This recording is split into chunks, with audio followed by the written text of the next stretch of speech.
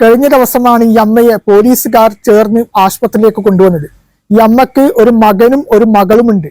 ഇത്ര പ്രാപ്തരായ 2 മക്കൾ ഉണ്ടായിട്ടും ഈ അമ്മയെ ഉപേക്ഷിക്കുകയാണ് ചെയ്തത്. ഹായ് ഫ്രണ്ട്സ്, ഞാൻ ഫറൂഖ് അഹമ്മദ്. KUF മീഡിയയിലേക്ക് നിങ്ങൾക്ക് ഏവർക്കും സ്വാഗതം. മനസാക്ഷിയെ വളരെ വേദനിപ്പിക്കുന്ന ഒരു വാർത്തയാണ് ഞാൻ കാണിക്കാൻ പോകുന്നത്. ആ വാർത്തയുടെ അല്പഭാഗം നമുക്കൊന്ന് കാണാം. ഇപ്പോൾ വരുന്ന വളരെ പ്രധാനപ്പെട്ട ഒരു വാർത്തയിലേക്കാണ്. ഇടുക്കി കുമിളിയിൽ മക്കൾ ഉപേക്ഷിച്ചതിനെ തുടർന്ന് പോലീസ് ആശുപത്രിയിലാക്കിയ വയോധിക മരിച്ചു. കുമിളി അട്ടപ്പള്ളം സ്വദേശി അന്നക്കുട്ടി മാത്യു ആണ് മരിച്ചത്. കോട്ടയം മെഡിക്കൽ കോളേജിൽ ചികിത്സയിലിരിക്കെയാണ് ഈ മരണം സംഭവിച്ചിരിക്കുന്നത്. ഇപ്പോൾ ആരോഗ്യവും ബുദ്ധിയും സാമ്പത്തിക ശേഷിയും പ്രാപ്തരുമായ 2 മക്കൾ ഉണ്ടായിട്ടാണ് ഈ അമ്മ അനാഥയായി ആശുപത്രിയിൽ കിടന്നു മരിക്കേണ്ടി വന്ന ഒരവസ്ഥ ഉണ്ടായത്. കഴിഞ്ഞ ദിവസമാണ് ഈ അമ്മയെ പോലീസുകാർ ചേർന്ന് ആശുപത്രിയിലേക്ക് കൊണ്ടുവന്നത്. ഈ അമ്മക്ക് ഒരു മകനും ഒരു മകളുമുണ്ട്. മകൻ ബാങ്കിലെ ഒരു ഉദ്യോഗസ്ഥനാണ്. അതുപോലെ തന്നെ മകൾക്കും വേറൊരു ജോലിയുമുണ്ട്. ഇത്ര പ്രാപ്തരായ 2 മക്കൾ ഉണ്ടായിട്ടും ഈ അമ്മയെ ഉപേക്ഷിക്കുകയാണ് ചെയ്തത്. ഇതുപോലെയുള്ള എത്ര സംഭവങ്ങൾ നമ്മുടെ നാട്ടിൽ നടക്കുന്നുണ്ട്. 10 മാസം പള്ളിയിൽ ചുമന്ന് തീരാവേദനകൾ സഹിച്ച് പ്രസവിച്ച മാതാവിനെയും അതുപോലെ തന്നെ സംരക്ഷണം കൊടുത്ത പിതാവിനുമൊക്കെ ഉപേക്ഷിക്കുന്ന എത്രയോ സംഭവങ്ങൾ നമ്മുടെ സമൂഹത്തിൽ നടക്കുന്നുണ്ട്. ഇത്തരം മക്കൾക്കെതിരെ ശക്തമായ നടപടിയെടുക്കാൻ ഇവിടെ ഒരു നിയമമുണ്ടെങ്കിൽ തന്നെ പലപ്പോഴും നിയമം നോക്കുകുത്തികളാകുന്നത് കൊണ്ട് മാത്രമാണ് ഇത്തരം സംഭവങ്ങൾ നമ്മുടെ സമൂഹത്തിൽ വർദ്ധിച്ചുകൊണ്ടിരിക്കുന്നത്.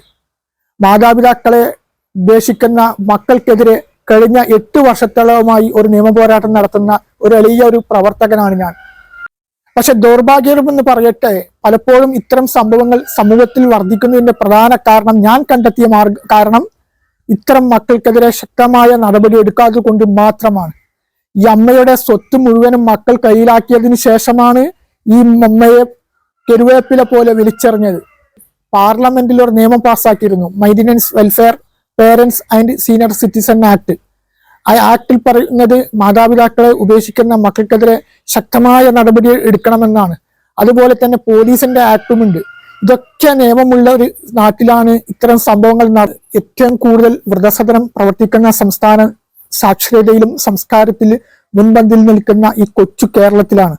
ഞാൻ ഇതിനെക്കുറിച്ചിട്ട് ഇതിനു മുമ്പ് 2 തവണ വീഡിയോ ചെയ്തിട്ടുണ്ട്. അതിൽ അത്ര കാര്യങ്ങൾ പ്രതിപാദിച്ചിട്ടുണ്ട്. 590-ലേറെ വൃദ്ധസദനങ്ങൾ നമ്മുടെ ഈ കൊച്ചു കേരളത്തിൽ പ്രവർത്തിക്കുന്നതായിട്ടാണ് കണക്കുകൾ സൂചിപ്പിക്കുന്നത്. അതും സർക്കാരിന്റെ അധീനത്തിൽ മാത്രം പ്രവർത്തിക്കുന്നത്. അതിൽ 46% അന്തേവാസികളും എത്തിപ്പെട്ടത് ഇതുപോലെയുള്ള സ്വന്തം മക്കൾ തെരുവിലേക്ക് വലിച്ചെറിഞ്ഞ മാതാപിതാക്കളാണ്. പക്ഷെ ഞാൻ നേരത്തെ സൂചിപ്പിച്ചതുപോലെ പലപ്പോഴും നിയമം നോക്കുകുത്തികളാകുന്നത് കൊണ്ട് മാത്രമാണ് നമ്മുടെ സമൂഹത്തിൽ ഇത്തരം അധാർമികമായ കാര്യങ്ങൾ വർദ്ധിച്ചുകൊണ്ടിരിക്കുന്നത്. നമ്മൾ വൃദ്ധസദനത്തെ കുറിച്ചിട്ട് പറയുമ്പോൾ പാശ്ചാത്യ സംസ്കാരത്തിന്റെ ഭാഗമായിട്ടാണ് പലപ്പോഴും നമ്മൾ സൂചിപ്പിക്കുക. പക്ഷെ പാശ്ചാത്യ നാടുകളിലൊന്നും ഇത്തരം അരാജകത്വങ്ങളൊന്നും നടക്കത്തില്ല. അവിടെ മാതാപിതാക്കളെ ഈ രീതിയിൽ ഉപേക്ഷിക്കുകയോ മറ്റോ ചെയ്തു കഴിഞ്ഞാൽ അത്തരം മക്കൾക്കെതിരെ ശക്തമായ നടപടി എടുക്കും. അതാണ് അവിടുത്തെ നിയമം.